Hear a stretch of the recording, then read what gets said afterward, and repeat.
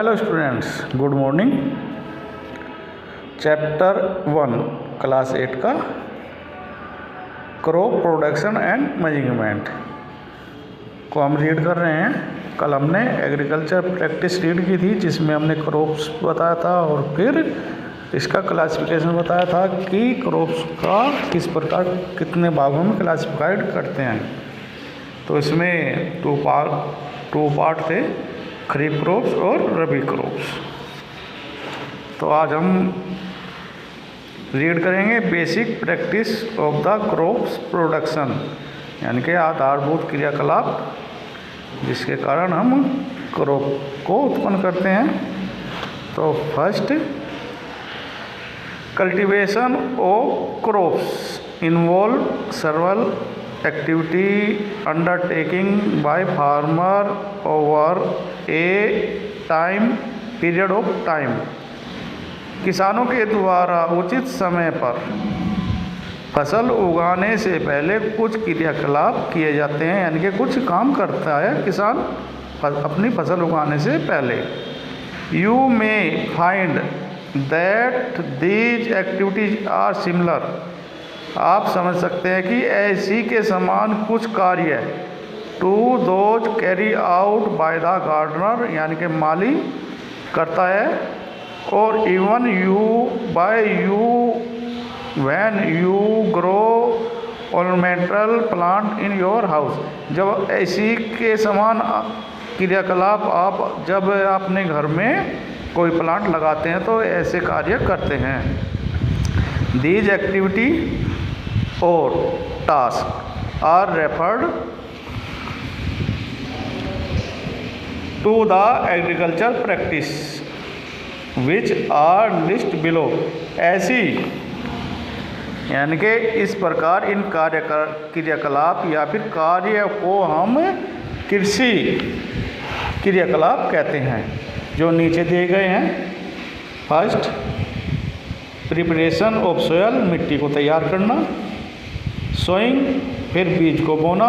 Add manure and fertiliser, खाद और हरी खाद को डालना। इरिगेशन, सिंचाई करना।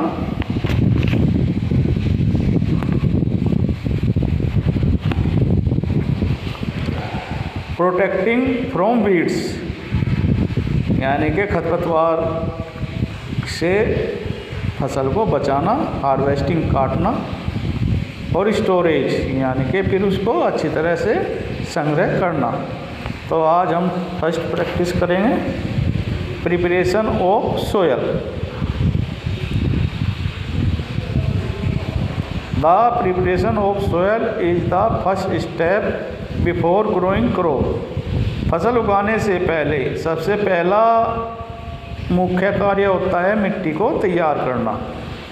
One of the most important task in agriculture, यह एक महत्वपूर्ण कृषि कार्य है। Is to turn the soil and loose, जिसमें हम मिट्टी को पलटते हैं और उसको बारीक करते हैं। This allow the root to penetrate deep into the soil. इसके द्वारा जो रूट होती हैं मिट्टी में अंदर तक पहुंच जाती हैं। The loose soil allow the root to breathe easily even when they go deep into the soil. इसके द्वारा यानी कि बारीक मिट्टी में जड़ें आसानी से सांस लेती हैं और मिट्टी में अंदर तक पहुंच जाती हैं। When does the loosing of soil allow the root to breathe easily. किस प्रकार बारीक मिट्टी में जड़ें आसानी से सांस ले सकती हैं।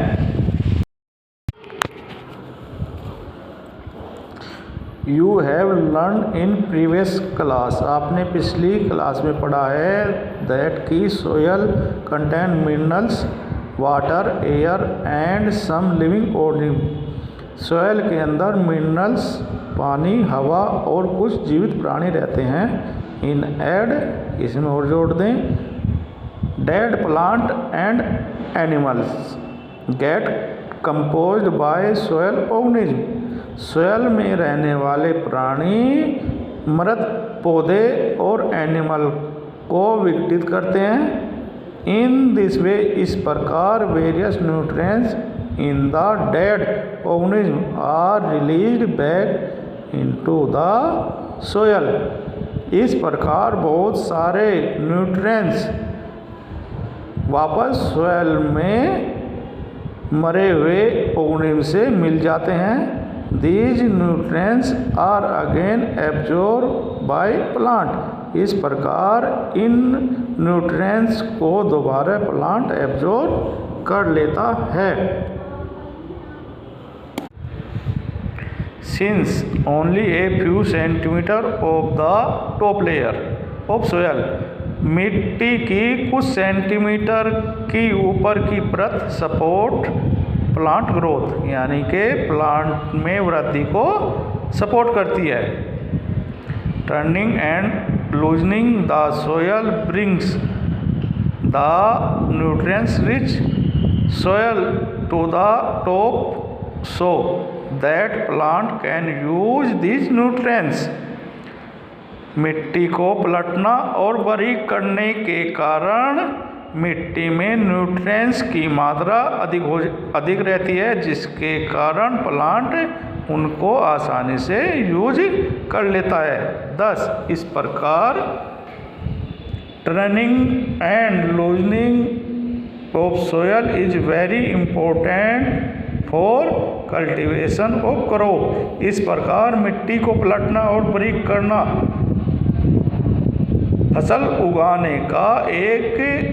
फसल तैयार करने का एक महत्वपूर्ण कार्य है। The process of loosening and turning of the soil is called tilling और फ्लोइंग। मिट्टी को पलटना और बारीक करना फ्लोइंग कहलाता है। This is done by using a plough. यह कार्य हल के द्वारा किया जाता है। Plough are made of wood और आयरन। हल लोहे का या लकड़ी का बना होता है। If the soil is very dry, यदि हमारी मिट्टी बहुत सूखी है, इट में नीड वाटरिंग, तो उसे पानी की आवश्यकता होती है। बिफोर फ्लोइंग, और उसके बाद हम उसमें हल चलाते हैं। द फ्लोड फील्ड में have big cramps of the soil called cramps. जब मिट्टी में हल चलता है तो उसमें बहुत बड़े बड़े सोयल के पार्टिकल्स निकलते हैं, जिन्हें हम क्रैम्स कहते हैं। It is necessary to break these crumbs. इन बड़े बड़े पार्टिकल्स को तोड़ना आवश्यक होता है। Levelling is field in beneficial of sowing as well as the irrigation. मैडी खेत में को एकसार करना सिंचाई के लिए बहुत ही महत्वपूर्ण होता है।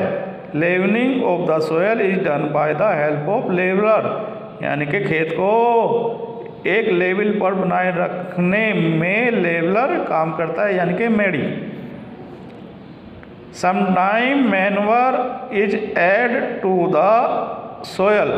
कुछ समय बाद उसमें हम खाद डालते हैं।